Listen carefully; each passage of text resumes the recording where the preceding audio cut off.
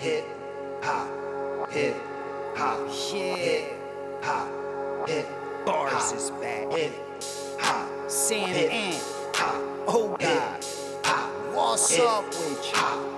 I done watched them niggas do interview after interview. They not culture vultures, the culture something they been into. So if you never gave them a view, I recommend you do. Cause when they question guests, they message is not subliminal. It don't matter Somebody if saying, you a or anybody, rookie no or higher at your ups, no other pinnacle, officers, they like, gon' tell yo, this Blue Lives Matter, and this what we got to keep on the hush, you know, so people won't look at us no different.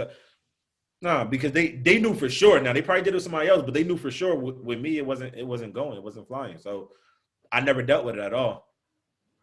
How do police view snitches inside their ranks? How does what? How do police officers view snitches inside their ranks? They probably, that's when that blue steel curtain thing come in. They probably feel like, oh nah, he not one of us. You feel what I'm saying? Or she not one of us. So who knows? Like, I mean, it's like any job, if something is going on, right? And it's so crazy because the thing that happened with me, it wasn't even going on with my department. You feel what I'm saying? This was somebody, this is a whole different department. I think what really spooked them was the fact that I grew a crazy platform after that, and they was like, oh, he ain't gonna stop talking. But y'all hired me and y'all went through my social media, and y'all knew from the beginning when y'all went through my social media that I was a talker. Y'all knew that I was vocal about stuff. The first day I came to my assignment, I told my sergeant, my superior, I was like, look, I'm transparent. So if I feel some type of way, I'm gonna tell you about it. I'm not with, and man, him used to butt heads a lot because I'm not with the, yeah, sergeant. Yeah, I'm no. If you wrong, you could be wrong as a superior. So if you wrong, you wrong. I'm gonna tell you about it. I'm gonna say it in a respectful way, you know. But that's really that or whatever. But the way I think they probably view people, they probably view them like, yo, you're an outsider. Like you telling on what's, you know, you saying what's going on or whatever. But I always knew how to play it. Like I never spoke about really what was going on in the department. I mean, granted, I've been there a year, so I never really seen nothing that was going on with the department. But if I did, it probably would have been bad. So it's a good thing. So all right, let's get to the firing because you go. Also, hold on. Also, yep. Speaking of that, they did send out emails and they want you. They encourage it, right? On paper, on black and white, they encourage it. If you see an officer doing wrong, you bring it to a superior. So they encourage it, but when it comes to that, it's probably depending on what type of wrong you see going on. You feel what I'm saying? Yeah, because when you say that, it makes me think of, and I'm sure you know, Chris Dorner back in the day in L.A. Yep. He was whistleblowing on shit that was going on, and then they didn't listen, and then he went and wrote the manifesto, and the rest is history. If y'all don't know it, look it up. But I was a brother right there. That's just like a perfect example of trying to do right and then got done wrong. But I want to talk about the firing because you go online, you talk about George Floyd, and then shortly after you're fired. What was that? What did they come? What did they say to you? And how was the exit? All right. So I go online. I speak about what happened to George Floyd. The video take off. From there, after the video took off, that same day that I made the video, they called me to internal affairs, right? To IA, right? Where officers supposed to go if you mess up and they got to check you about something or whatever. They called me there to internal affairs. I came to internal affairs. They told me like, oh yeah, we see that you're posting up videos in your uniform. So they ain't make it general. They ain't make it specific. They made it general. So it's like, we see you posting up videos in your uniform. That got to stop. The videos got to come down. Keep in mind, I was posting up for a whole month. So they was passive aggressive with it. I was posting, yeah, oh yeah, definitely. I was posting up videos for a whole entire month in my uniform. But this video, I guess, it was the biggest video, so it had them put their eyes on me, quote unquote, and then they brought up there like, yo, you can't post in your uniform, right? So I said, all right, boom. So they said, take the videos down. By the time I already took the videos down, all the blog sites had already posted the videos. So, right, that was done. Shortly after that, the same day they said, we are opening an investigation into your social media. right? All off of that or whatever, right? To see if you violated any type of policy. I said, cool, right? I put the videos on private. Shortly after that, a week later, I did a song called Hello America, and I did a video with it. And in the video, I was like in like chains and like a rope around my neck, stuff like that or whatever. They called me again to the office, to IA, right? I go to IA, and they like, yeah, until we get this investigation done, we need you to go on light duty. So now, so I'm like, all right, okay. So my captain comes in the office, a black man. He gets me out the office. He takes me downstairs. They take my badge and my gun, right? Then they put me over into like the records division. So I'm sitting in records or whatnot. And 2 months go by. They building up this hearing that it's due process. They got to give you a type of like hearing so you can tell your side of the story. Even though I've been going on multiple interviews up there and they've been recording everything, whatever. So the deputy chief, so they do a hearing 2 months later. I go in there. I didn't even think it was that serious. Everybody, even other officers was like, bro, you good. It's not even that serious. Like the most they're going to do is give you a write-up, give you a suspension, something like that. You ain't break no type of rules or nothing like that. Even higher ups who've been there for like 20 plus years are telling me this, right? I go in there. They ask me about certain things or whatever. Because mind you, I did interviews too. So I did a couple interviews. I did a Hello America thing. And so they asked me about what was going on. And they wanted me to explain everything that I was doing. They basically felt like I was radical. That's how they felt. Because that's what I got from it. They felt like I was a radical black man. Like, and they felt like I was in there to mess up everything, from going the way that it's going. But so I spoke to them about that. They sent me upstairs. I stayed upstairs for like an hour as they deliberated or whatever. Inside this meeting was my black captain of IA, the black sergeant who did my investigation, my Hispanic sergeant, black lieutenant, my direct black lieutenant, my direct black captain, the white deputy chief who makes the decision. They just there to be witnesses. The white deputy chief who make the decision, and human resource manager from the city, white guy too. Come back down. When I come back down, the big dog is in there. The chief is in there. Black chief, right? The chief, as soon as I sit down, the chief is like, all right, Mr. Williams, so I spoke to the deputy chief and he feel like we should move forward with your termination. So I kind of stood there for a minute. I was like, really? Right?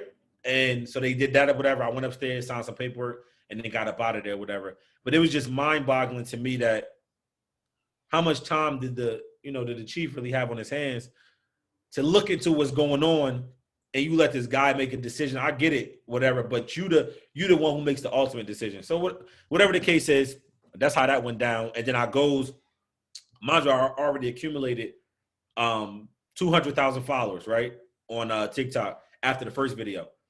So everybody wanted to know what was going on, but out of respect for the police department, I wasn't really saying nothing. When they fired me, the gloves is off now. I went back on social media.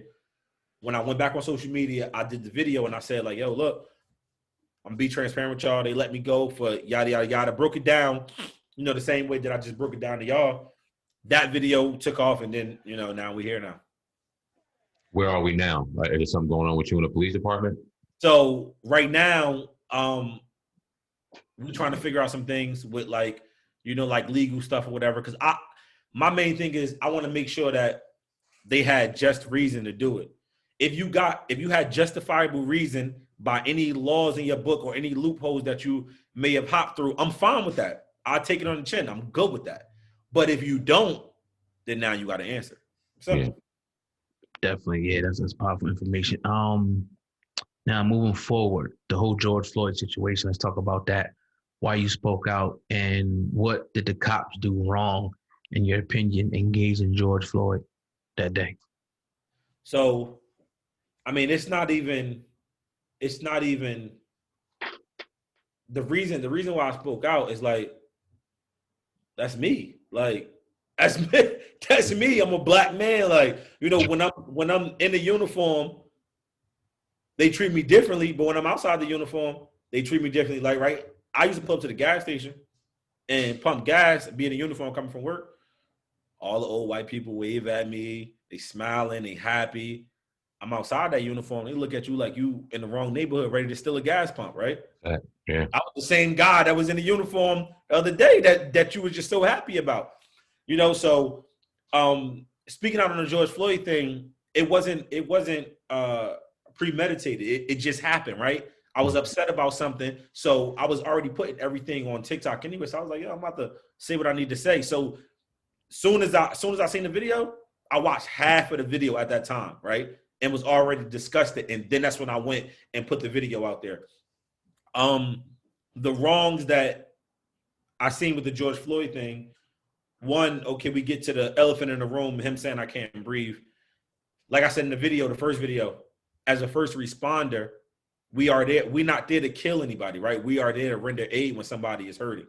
So if that man is saying he can't breathe, then you need to stop what you're doing, get out of that little OODA loop that they call it, that you stuck in, and get that man into a position where he can breathe, period. You kneeling on his neck, that's definitely, in the academy down here, they always taught us when you're dealing with somebody, you don't mess with here or you don't mess with here, because these is like instant spots where you can kill people. So you don't deal with it at all, right? Unless you're fighting for your life, obviously. Yeah. But other than that, so you got them not rendering aid, other officers standing around and not getting that other officer off. Like, it's like everybody just was in a daze, right?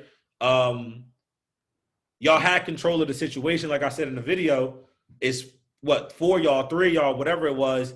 And it's only one of him. I dealt with situations where we outnumber one guy, right? It's the way that you deal with it. Like, I was the type of officer that'll tell a person, like, look, there's 4 of us. Chill out, like, because it's not gonna go the way that you wanted to go, like. So, right, just straight to the point or whatever, right? You had some people that would, that'll try you and stuff like that. But I mean, like I said, them not rendering aid, the kneeling on that man's neck, which was super wrong about that.